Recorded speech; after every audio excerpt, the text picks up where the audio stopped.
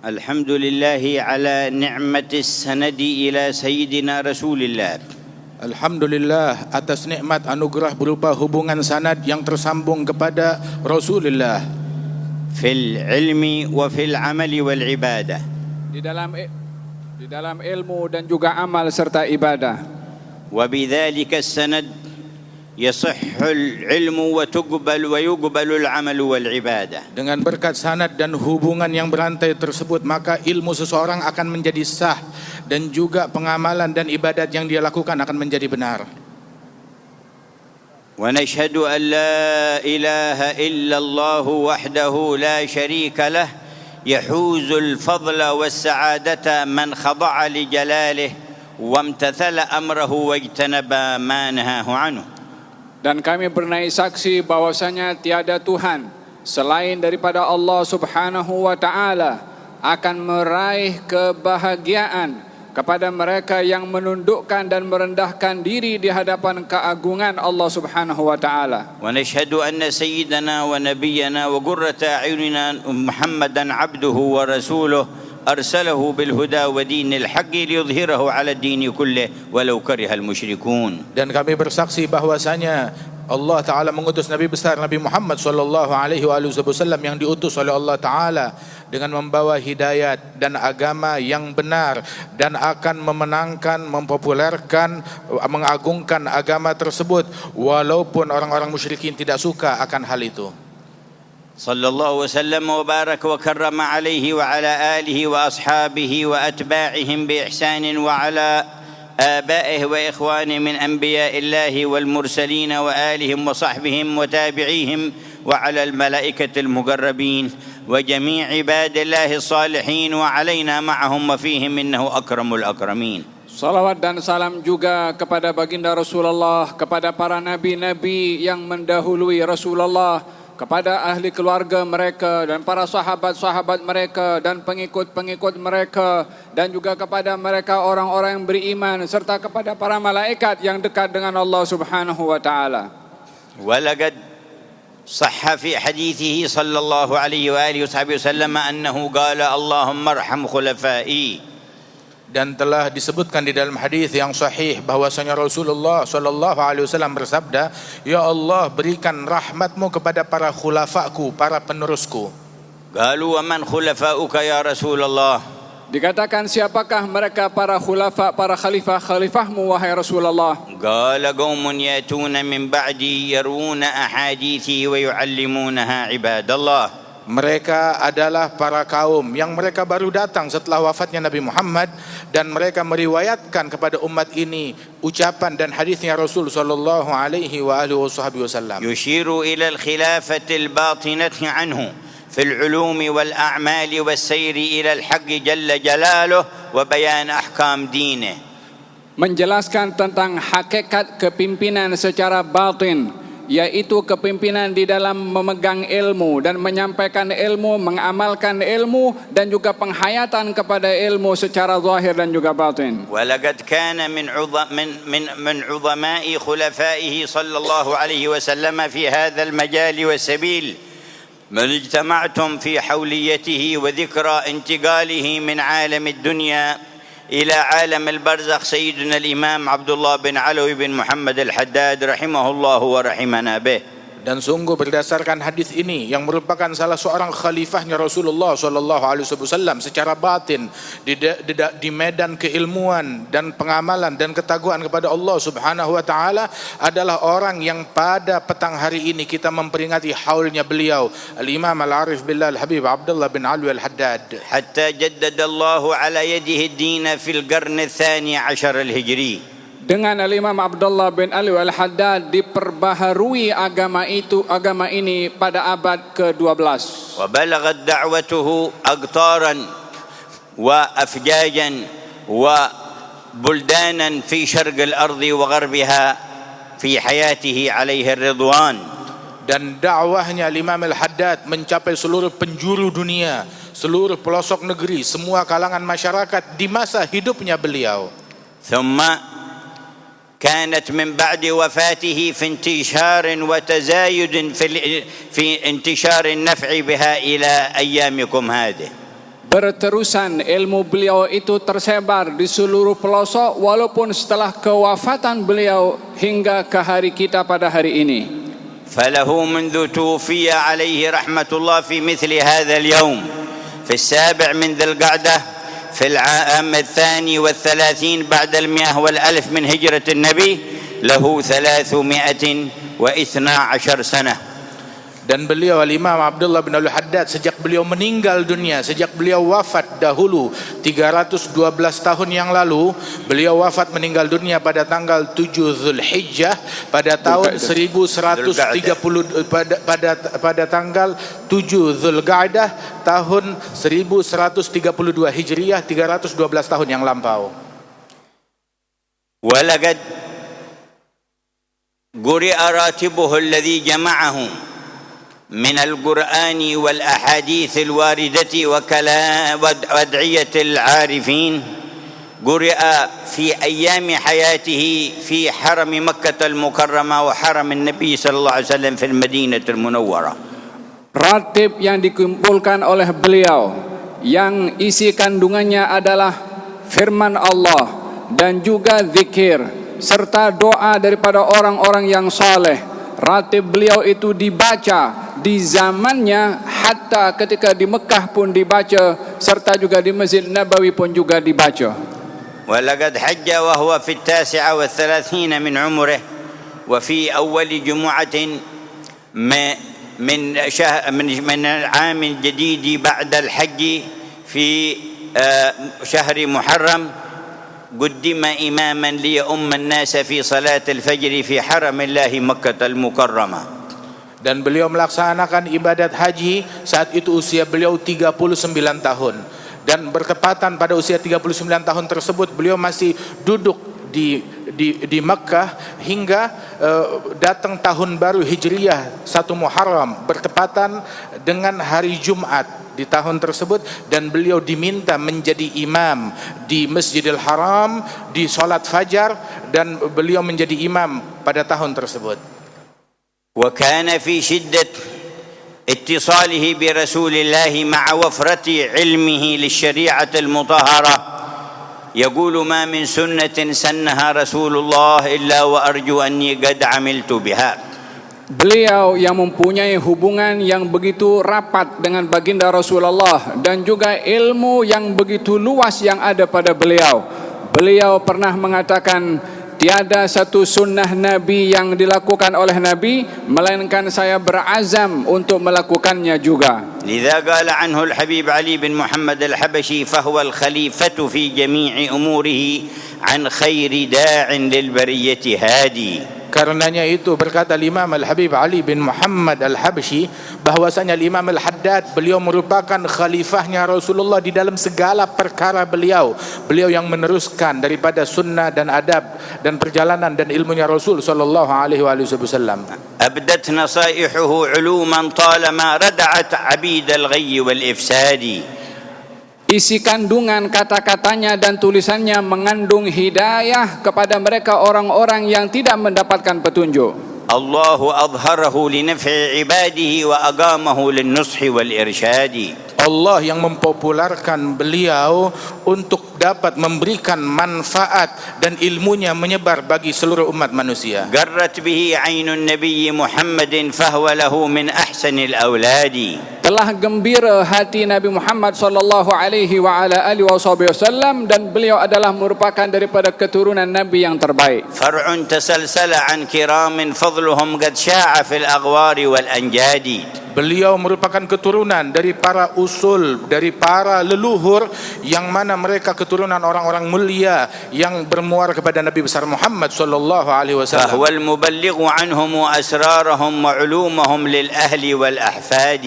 Beliau adalah penyampai ilmu mereka yang terdahulu kepada anak keturunannya dan kepada semua manusia. فجميع من سلك الطريقة بعده مستصبحون بنوره الوقاد. Dan setiap orang yang ingin menempuh tariqah setelah masanya Imam Al-Haddad, mau tidak mau mereka pasti disadari atau tidak disadari mengambil manfaat dari tuntunan dan bimbingan Al-Imam Abdullah bin Ali Al-Haddad. خاطب العلماء وخاطب العباد.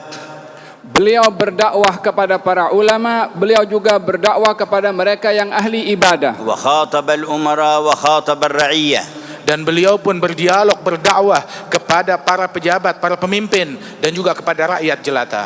وخاطب أهل الحرف والمهن وخاطب عوام الناس. Beliau juga menyampaikan ilmunya kepada mereka yang memiliki pekerjaan dan juga profesi yang pelbagai, dan juga beliau menyampaikan ilmunya kepada semua manusia. ودعا الكل إلى الله على بصيرة.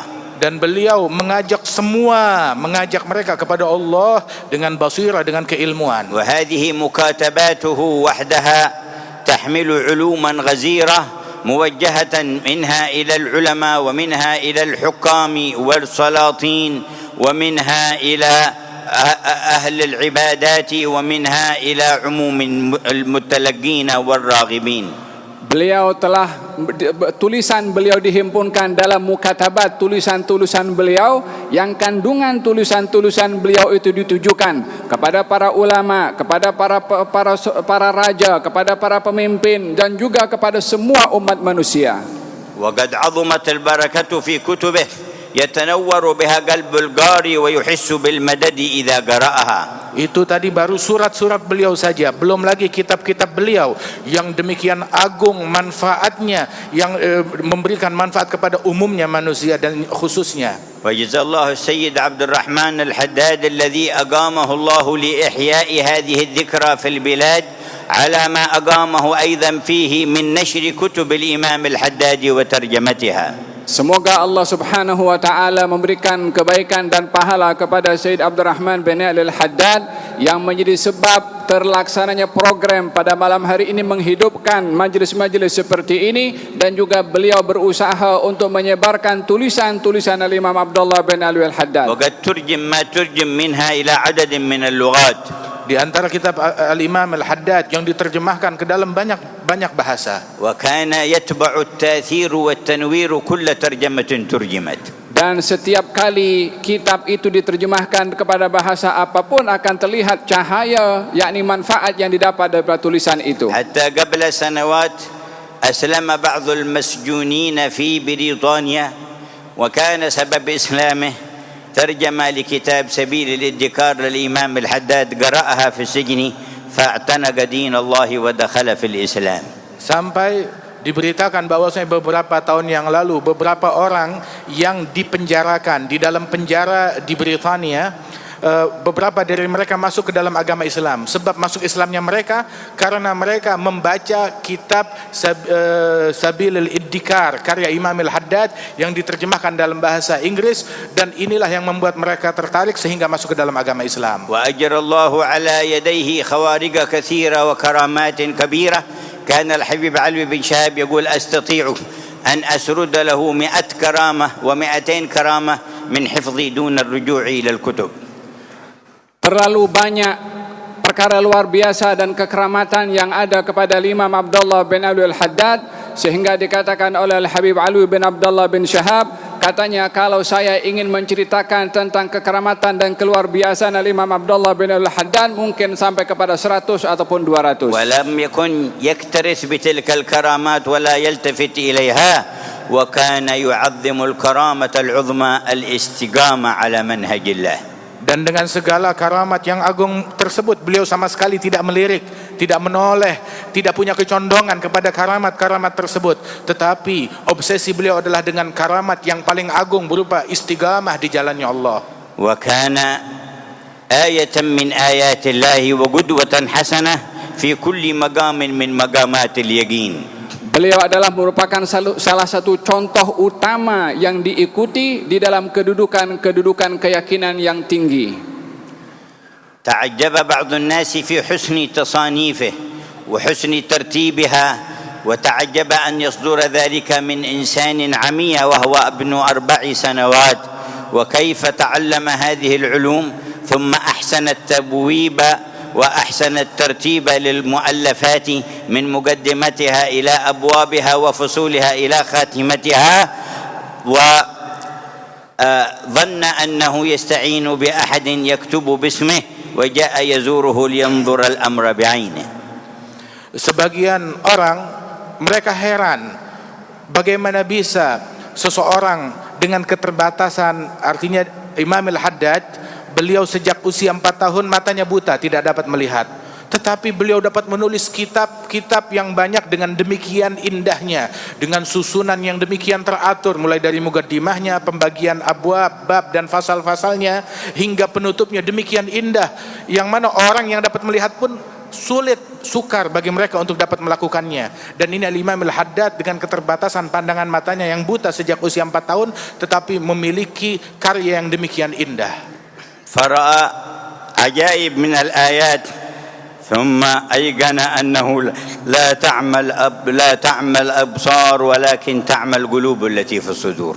Orang yang merasa hairan tentang keupayaan Imam Abdullah bin Al-Haddad ketika melihat bahwasanya tulisan itu memang ditulis oleh beliau, maka terserlah atau ternampak kepadanya makna daripada firman Allah yang bermaksud sesungguhnya hakikat kebutaan itu bukan pada buta mata tetapi buta hati. ولقد سأله تلميذه الأخص سيدنا أحمد بن زين الحبشي عن طريقة آل بعلوي فقال مبنية على 5 أسس.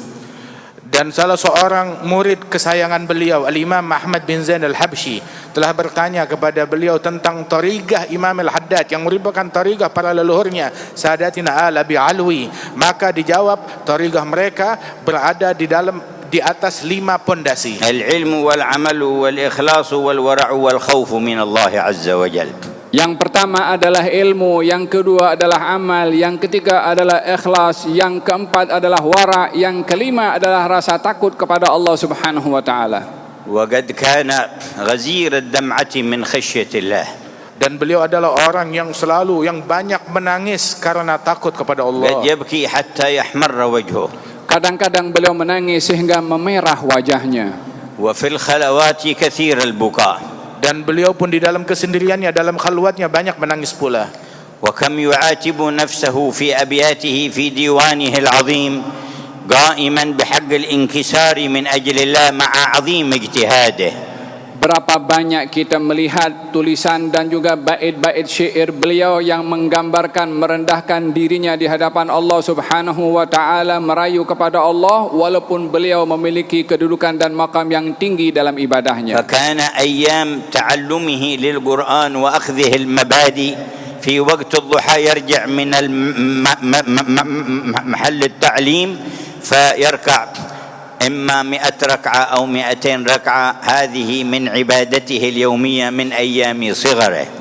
Dan dahulu Imam Al-Haddad di masa kecilnya, tatkala beliau di awal-awal belajar Al-Quran, mengambil daripada dasar-dasar agama, sepulang dari madrasah, beliau yang masih kanak-kanak ini singgah di beberapa masjid untuk sholat di pagi hari tersebut antara 100 rakaat atau 200 rakaat. Dan ini di masa kecil beliau. وإذ قد اجتمعتم بدواعي الإيمان على هذا الخير والتعظيم لشعائر الله التي هو من تقوى القلوب فأحضروا قلوبكم وتوجهوا إلى الرحمن. Seperti mana kamu semua hadir dalam majlis untuk mendapatkan ketingkatan di dalam iman dan juga duduk bersama-sama untuk memahami tentang orang-orang yang mulia di sisi Allah Subhanahu wa taala, maka hendaklah kamu semua menghadirkan hati kamu sementara kamu duduk di hadapan Allah Subhanahu wa taala. فإن ذكر الأنبياء وذكر العباد الصالحين قربة إلى الله جاء بها القرآن. Sebab mengenang para nabi-nabi dan sebutan mereka dan juga para wali-wali dan salihin, maka mengenang dan menyebut mereka adalah bentuk pendekatan diri kepada Allah Ta'ala sebagaimana di dalam Al-Quran. قال تعالى واذكر في الكتاب مريم. Allah berfirman dalam Al-Quran, ingatilah kisah tentang Siti Maryam. مرأة صالحة صار ذكرها عبادة. Seorang wanita salihah yang sebutan dan kisahnya menjadi sebuah ibadat kepada Allah. وقال واذكر في الكتاب إبراهيم. Allah berfirman juga dalam Al-Quran, ingatlah, bacalah kisah Nabi Ibrahim. إلى آخر ما ذكر في سورة مريم. Hingga akhir apa yang disebutkan, diceritakan oleh Allah di dalam surat Maryam. وقال في سورة صاد واذكر عبدنا داود. Di dalam surat Sad Allah berfirman, coba baca ingat kisah Nabi Daud. وقال واذكر عبدنا أيوب. Dan juga Allah Ta'ala menyebutkan, sebut dan kisahkan tentang hamba kami yang bernama وقال Ayub. واذكر إسماعيل وإسحاق ويعقوب أولي الأيدي والأبصار. Dan juga bacalah kisah Nabi Ishak, Nabi Yaqub dan juga Nabi Ayub yang mereka ada termasuk orang-orang yang memiliki kekuatan dan memiliki basirah. فذكر الصالحين وذكر أخبارهم ومناقبهم قربة إلى الله جاء بها القرآن. Sesungguhnya menyebut, mengenang kisah-kisah kaum solihin dan nama-nama mereka adalah pendekatan kepada Allah, sebagaimana kita diajarkan itu semua dalam Al-Quran. ولقد كان يسمى بحداد القلوب، قبيلته تسمى الحداد، إذ كان جده يجلس إلى بعض الحدادين من المحبين، فكان لقوة تأثيره على القلوب وتطهيرها من المعايب وتخليصها من الشوائب سمي حداد القلوب. Beliau digelari dengan Haddadul Qulub, yakni orang yang mengasah hati orang lain. Beliau mempunyai gelaran atau keturunan beliau digelari dengan Al-Haddad disebabkan oleh kerana atuknya beliau duduk dengan orang yang menajamkan besi ataupun pisau, maka digelari dengan Al-Haddad. Tetapi bagi Imam Abdullah bin Al-Haddad digelari dengan Haddad yang mengasah hati disebabkan tulisan beliau, ilmu beliau membersihkan hati daripada hal-hal yang dicela oleh Allah Subhanahu wa taala. Kama anna al-haddadina يصفون الحديد من الصدى ومما يلحق به من الكدر، فمثل الإمام الحداد يصفي الله على يده القلوب من أكدارها وأقذارها. Sebagaimana orang-orang yang bekerja sebagai pandai besi, mereka membersihkan besi dari kotoran-kotoran dan karat-karatnya, maka Imam Abdullah bin Al-Haddad beliau membersihkan hati-hati para pengikutnya dan orang-orang yang meneladani ajarannya dari kotoran dan noda-noda yang ada di dalam batin. وقد قال في خطابه لرسول الله عند زيارته وإن صلاح الدين والقلب سيدي هو الغرض الأقصى.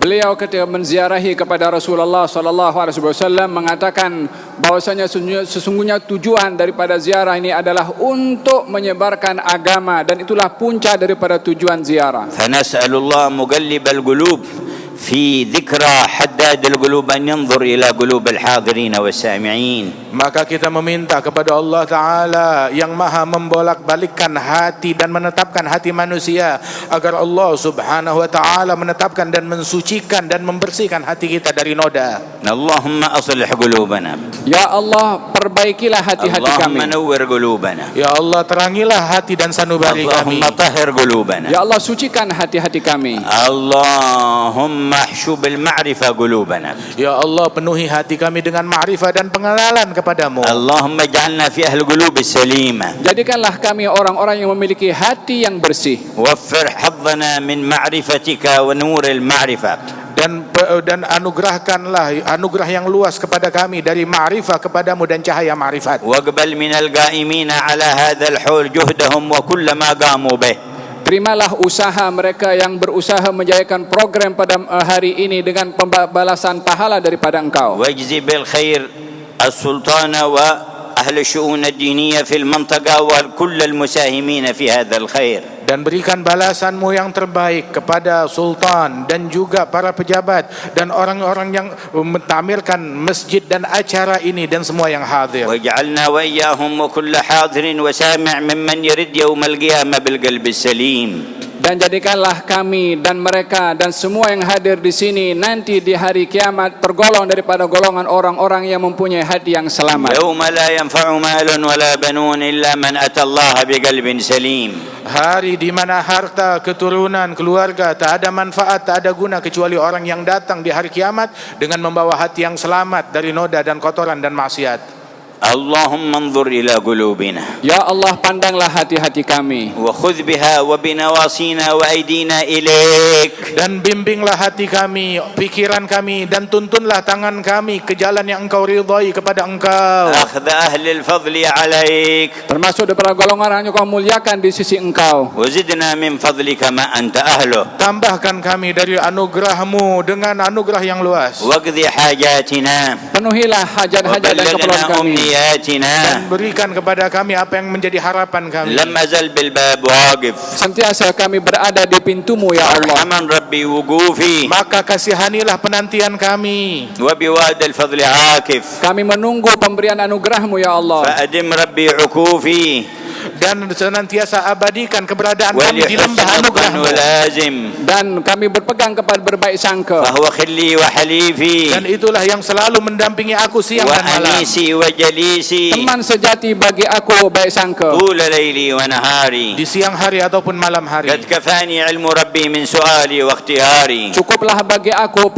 pengetahuan Tuhan aku daripada usaha dan permintaan aku. حاجة في النفس يا رب فاقضها يا خير قاضي، Hajat yang ada di dalam hati kami, ya Allah, kabulkanlah wahai sebaik-baik حاجة yang في mengabulkan النفس doa. يا رب فاقضها يا خير Hajat قاضي، dalam hati kami penuhilah dan berikanlah kami ya Allah. حاجة في النفس يا رب فاقضها يا خير Hajat قاضي، yang ada dalam hati kami penuhilah, ya Allah. وأرح سري وقلبي من لظاها والشواذي، Dan berikanlah lapang dada di dalam hati kami daripada hal-hal yang mengganggu diri dan jiwa في kami. سرور وحبور، Di dalam kegembiraan dan kesenangan. وإذا ما كنت راضي فالهنا والبسط حالي وشعاري ودثاري، Dan menjadi kebahagiaan ketenangan bagi kami keridhaan-Mu, dan umpama pakaian bagi kami adalah قد keridhaan-Mu. كفاني علم ربي من سؤالي واختياري، Cukup bagiku pengetahuan Allah akan keadaanku lebih daripada apa yang aku minta.